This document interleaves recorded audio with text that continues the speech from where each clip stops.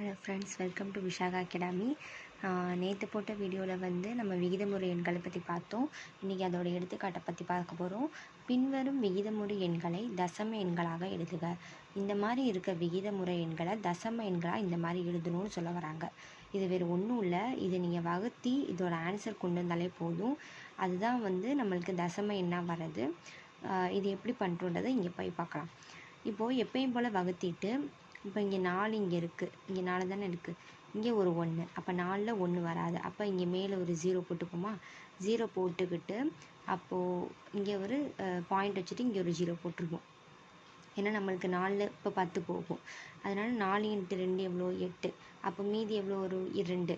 அப்போ மறுபடியும் 2 4 சாத்தியம் இல்லை. அதனால் மறுபடியும் ஒரு 0 போட்டுக்கிட்டு 4 × 5 எவ்வளோ 20.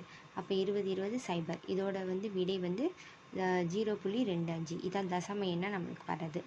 அந்த மாதிரி தான் இதுவும். இது நம்மளுக்கு 1 × 3/20 அப்படின்னு இருக்குது. இந்த மாதிரி இருக்கிறத ஃபஸ்ட்டு இந்த மாதிரி மாற்றிட்டு அதுக்கப்புறம் தசம எண்ணாக எழுதணும். இதிலேருந்து இதை எப்படி மாற்றுறதுன்னு பார்ப்போம். 20 × 1 20. இங்கே கூட்டிக்கணும், இங்கே பெருக்கிக்கணும், இங்கே கூட்டிக்கணும். 20 × 1 20. 20 × 3 23. 23/20. இதை எப்படி தசம எண்ணாக மாற்றலாம்? இங்கே வாங்க, இங்கே இருக்கா 20/23. அப்போ 20 × 1 20, மீதி 3. அப்போது இங்கே நம்மளுக்கு என்ன வரும்? மறுபடியும் 20 × 2 40.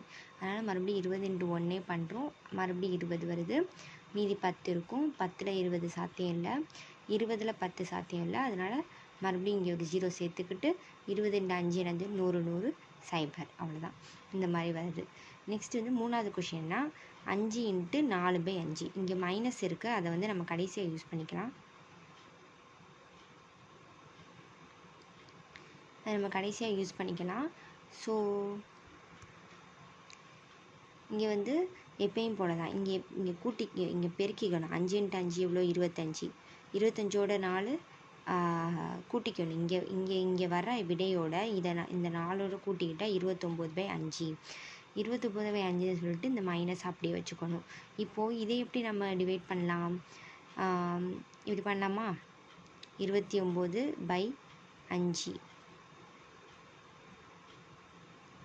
5 25, மீதி 4.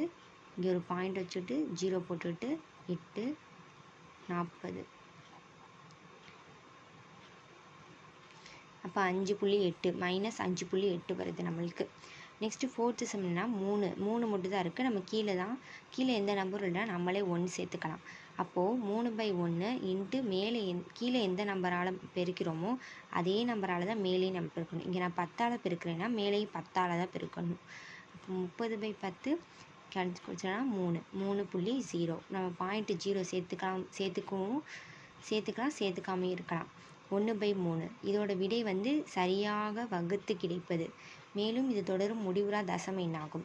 இது நம்ம வகுத்தோன்னா இந்த மாதிரி 3 போயிட்டே இருக்கும்.